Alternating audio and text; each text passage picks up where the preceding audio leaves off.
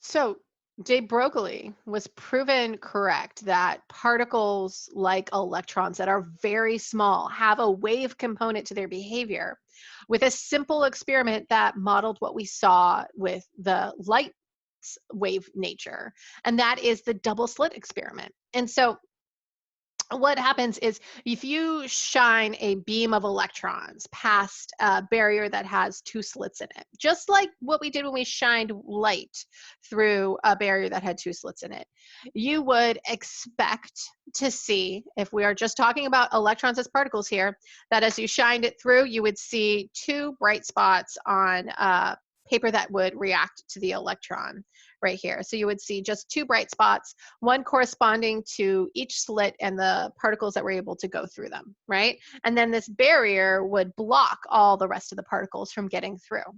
So that's what we should see if it's a particle. And if something is behaving like light, we would see that same diffraction pattern that we saw.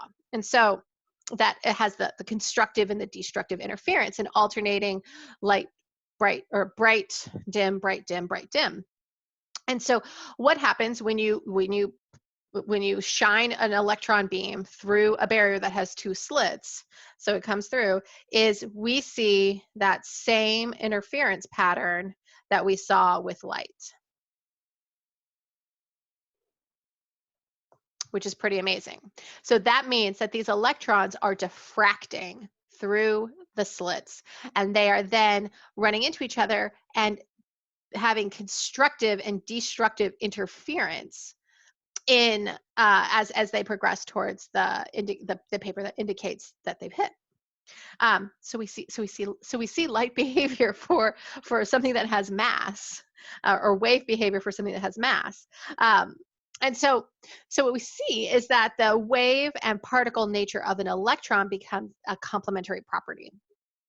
And it's interesting. The more that you know about one, the less you're going to know about the other. This is the observer effect. Let me write this down. Right? So when you try to observe the wave properties of an electron, you need to measure it, right? So you're trying to detect where those electrons are. And so if you use a laser beam to actually detect the electrons as they're coming through the slit to know, aha, so we had one come through the slit, so then it diffracted over here.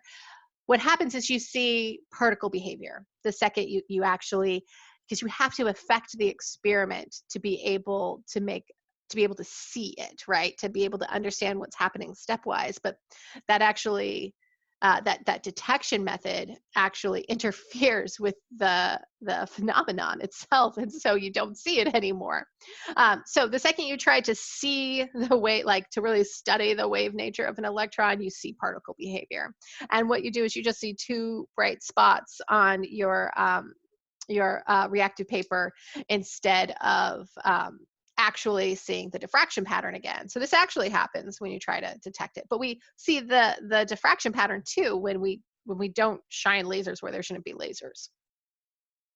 So we see it act both as a particle, and we also see it act as a wave.